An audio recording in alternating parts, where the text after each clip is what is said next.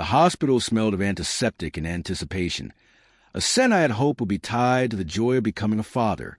Instead, it stung like betrayal. My pregnant wife, the woman I had loved and trusted, had made a decision that tore the ground from under me. She had banned me from the delivery room, not for medical reasons, not because of my health. No, she wanted her first love, David, to be the first to hold our child. The words hit me like a punch. I couldn't process them at first. How could the woman I had chosen to share my life with, the woman carrying my child, put another man above me in a moment that should have been ours? The anger simmered quietly at first, mingled with disbelief and heartbreak.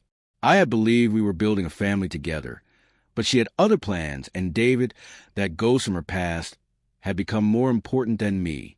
I left the hospital that day feeling hollow, my mind buzzing with a mix of fury and determination.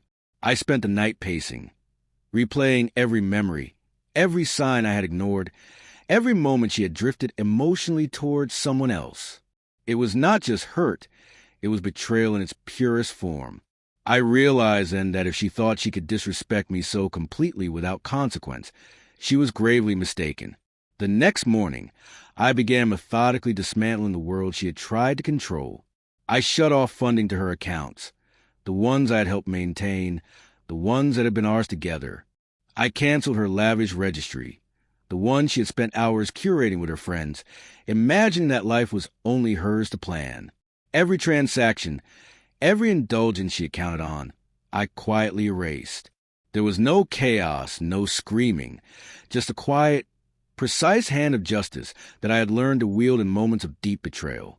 When David called, unaware of the storm I had set in motion, I made sure he received the bill.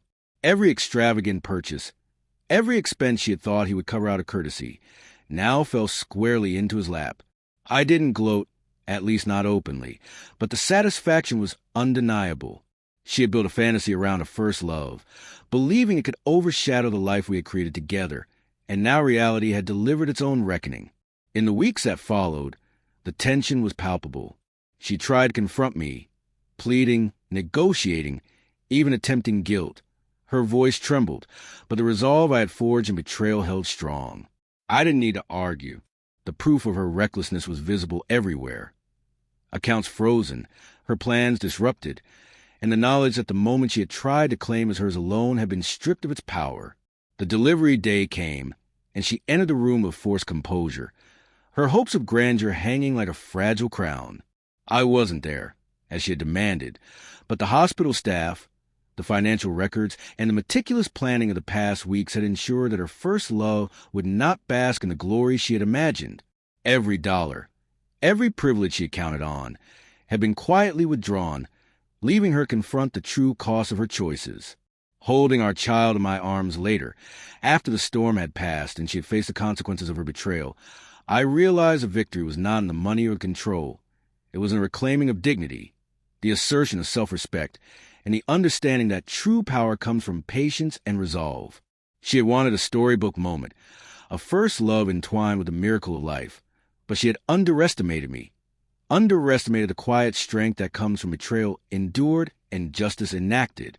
In the end, the child was innocent, untouched by the drama that had unfolded, a reminder that life continues even amidst human folly. And I, having navigated heartbreak and deceit, emerged stronger, with clarity and resolve intact. The lesson was simple yet profound. Betrayal may leave scars, but careful, deliberate action restores balance, and sometimes the most devastating consequences are delivered not in anger, but in unwavering, quiet justice.